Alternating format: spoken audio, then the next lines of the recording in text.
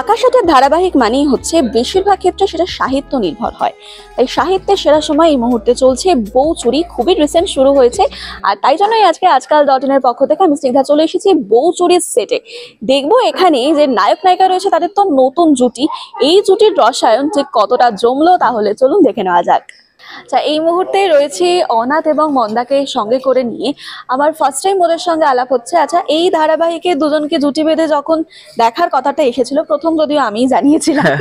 আচ্ছা, একটুখানি বলো যে নিজেটা যখন জানতে পারলে যে এইভাবে জুটি বেঁধে আসছো, আগে তো একসঙ্গে কাজ করো না, তো আলাদা করে কথা বলেছিলে?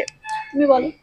না, সেইভাবে আলাদা করে কথা হয়নি। আমাদের ফার্স্ট মিট হয়েছে প্রোমো শুটের দিন, মানে কথা হয় মেন ওই দিনই কথা হয়েছে। প্রোমো শুটের দিন ভালো করে কথা বলা শুরু হয়েছে, তারপর থেকে তার আগে হাই হ্যালো ছিল আমাদের মধ্যে ওই ভি লাইনের সূত্রে, কিন্তু কথা হয়েছে আমাদের প্রোমো শুটের দিন থেকেই। আচ্ছা, এই মুহূর্তে কেমন বন্ডিং রয়েছে দুজনের মধ্যে, কি বলছো?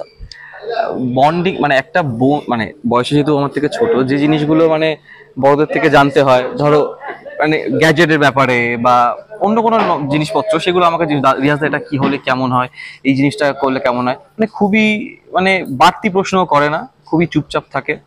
আর ও সবসময় নিজেও বলে, আমিও সেটা বিশ্বাস করি, যে ওর ভাইব ম্যাচ করলে কিন্তু প্রচুর বকবক করে মেয়েটা। আমার সাথে হয়তো সেইভাবে অতটা এখনো ক্লোজ হয়নি, কারণ আমাদের সিন এখনো সেভাবে একসাথে হয়নি এখনো পর্যন্ত। বলতে গেলে একটাও সিন করিনি না আমরা একসাথে এখনো সিন করিনি, সেহেতু আমাদের সেইভাবে কথা হয় না। বাট এমনি শর্টের মাঝখানে হয়তো একটা গ্যাপ পেলাম, দুজন বাইরে এসে হয়তো ও ভীষণ রকমের পেটস পছন্দ করে, অ্যানিমালস পছন্দ করে, আমারও ভীষণ ভালো লাগে, তো সে ব্যাপারে কথা হয় বা গ্যাজেট নিয়ে কথা হয়। তার বাইরে গিয়ে এখনো পর্যন্ত আমাদের মধ্যে আলোচনা কিছু হয়নি কোনো ব্যাপারে। অয়ন নাকি একটু সিরিয়াস, মানে কি মনে হয়, ম্যাচিওর? ম্যাচ ওই বয়সে যা হওয়া প্রয়োজন তার থেকে একটু বেশি ম্যাচিওর। আর বললাম না, বাড়তি কথা বলে না, একদম যতটুকু প্রয়োজন ততটুকুই কথা বলে। তুমি কি বলবে? তোমাকে এই যে বললো যে বাড়তি কথা বলে না, ততটুকু কথা বলা ততটুকুই বলে, আসলে কি তাই নাকি ভেতরে সুপার রুস্তম কিছু রয়েছে?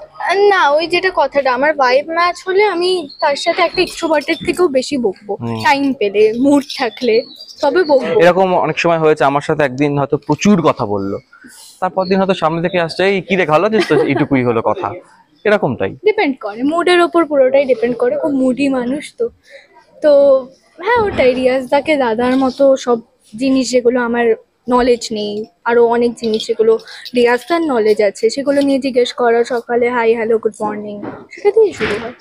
আচ্ছা, তোমাকে যেভাবে আমরা দেখছি এইরকম ভাবেই হয়তো আগে দেখিনি, কিন্তু এই লোকটার সাথে তো তুমিও বেশ পরিচিত। হ্যাঁ, একটু বলো যে যখন নিজেকে এরকম ভাবে দেখলে। আমার ফার্স্ট কাজ রানী রাসমণি, আমার সেখানে যেহেতু পিরিয়ডিক একটা গল্প, সেখানেই তো শাড়ি পরা, গয়না পরা, তো অনেকটা ছোট বয়স থেকে করছি বলে অভ্যেস আছে। বাট স্টিল এই শাড়ি গয়না লুকগুলো তো ডিফারেন্ট লুক হয়। তো হ্যাঁ, অবভিয়াসলি নতুন নতুন লুক, নিজেকে নতুন নতুন লুকে দেখতে, নতুন ক্যারেক্টারে দেখতে তো ভালোই লাগে।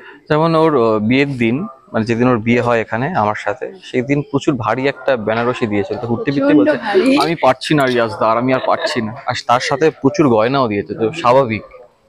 হ্যাঁ, মানে আমার মনে হচ্ছিল বেনারসিটা আমাকে নিয়ে এইভাবে পড়ে যাবে, এত ওয়েট, তার উপর গয়নার ওয়েট। আর এখানে আমি একটা ডায়লগের মধ্যে বলি, শাড়ির পুঁটুলি, যেহেতু বয়সে এতটাই ছোট আর সেইভাবে আগেকার মতো করে সুন্দর মানে সাজিয়ে রাখা হয় ওকে, পুরো শাড়ির পুঁটুলির মতোই মনে হয়েছে অনাথের, সেই কারণে হয়তো ডায়লগে এই কথাটা আমি বলি।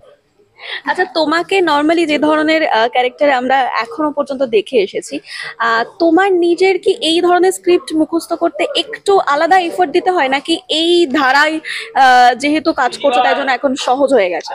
সাহিত্য মানে তো বাংলাটা অনেকটা শুদ্ধ হবে, তার মধ্যে কোনো ইংলিশ ওয়ার্ড বা অনেক বাংলা ওয়ার্ড হয় যেগুলো আমরা এখন ইউজ করি, যেগুলো ওখানে করা যাবে না সাহিত্যের সময়। প্রথম একটু অসুবিধা হয়, বাট করতে করতে ম্যানেজ হয়ে যায়। আচ্ছা, বেশ, সেটা কাজই বলে দেবে, কারণ আমি ওর কাজ দেখেছি, ভীষণ রকমের ফ্লুয়েন্ট, সুন্দরভাবে গুছিয়ে কথা বলতে পারে, দারুণ। দুজনে যেহেতু এখনো স্ক্রিন শেয়ার করনি, তাও একসঙ্গে দর্শকদেরকে আমাদের স্ক্রিনে কি বলবে? আমাদের বউচুরি টেলিকাস্ট অলরেডি শুরু হয়ে গেছে, অনেকগুলো সিনও টেলিকাস্ট হয়ে গেছে। আমরা আপনারা নিজেরা দেখুন। ভীষণ রকমের মজা পাচ্ছি কাজটা করে, যেটা প্রত্যেকটা ইন্টারভিউয়ে আমি বলেছি, কারণ এটা হ্যাঁ। যেহেতু নতুন ধরনের কাজ, ও সেকেলের একটা কাজ করে এসছে অলরেডি, কিন্তু আমি সেকেলের কাজ তো করিনি। তো সেখানে আমারও ভীষণ অনেক নতুন নতুন জিনিস শিখতে পারছি, নতুন নতুন জিনিস জানতে পারছি, Even- নতুন নতুন শব্দের সঙ্গে পরিচয় সেম হচ্ছে ফর আমার। মি, আমি অনেক কিছু জানতে পারছি, যেহেতু সাহিত্যর পিরিয়ডটা বলে অনেকটা পেছনে, অনেক নতুন নতুন শব্দ, অনেক নতুন নতুন জিনিস আমি যেরকম দেখছি। কাজটা করতে করতে আমিও এখন সেই শুদ্ধ বাংলা ভাষায় মায়ের সাথে কথা বলছি বাড়িতে, Exactly. এরকম হয়ে যাচ্ছে। এটা হয়েছে, আমার সাথেও এটা বেশ ঘটেছে। মজার আমার একটা সাথেও ব্যাপার ঘটেছে। যে শুদ্ধ বাংলা ভাষায় বন্ধুদের সঙ্গে বা যেরকম বাড়িতে আজকেই বলছিলাম মাকে, এই খবরটা সবাইকে বিলিয়ে দাও।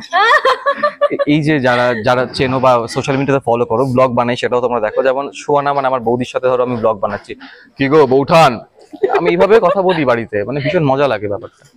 হ্যাঁ, যেরকম আমার এখানে একটা পুরো ভাষাটা হয়তো চেঞ্জ হয়নি, বাট হ্যাঁ। কিছু কিছু ওয়ার্ড বলছিলাম না, হ্যাঁ, হ্যাঁ। পড়ছিলুম, তো এটা যেরকম বাড়িতে প্র্যাকটিস করি যাতে ভুল না হয়ে যায়। তো হ্যাঁ, মজা আসছে করতে। Thank you so much. Thank you.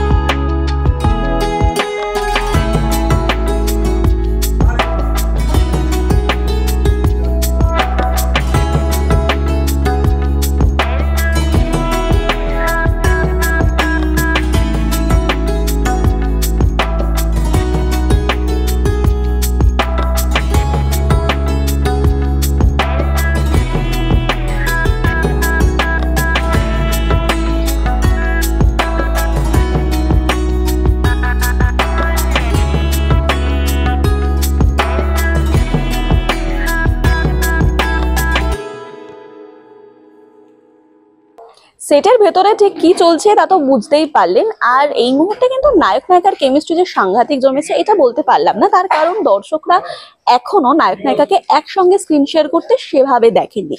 তবে এটুকু বুঝতেই পারলেন যে ছোট্টখাটো দুষ্টু মিষ্টি কিন্তু রসায়ন তাদের মধ্যে এই মুহূর্তে জমেই উঠেছে। কেমন লাগলো এই সেট ভিজিটের পর্ব জানিয়ে ফেলুন আমাদের কমেন্ট সেকশনে। ক্যামেরায় মধুলিমার সঙ্গে আমি স্নিগ্ধা। সবাই ভালো থাকুন, সুস্থ থাকুন, দেখতে থাকুন আজকাল.in।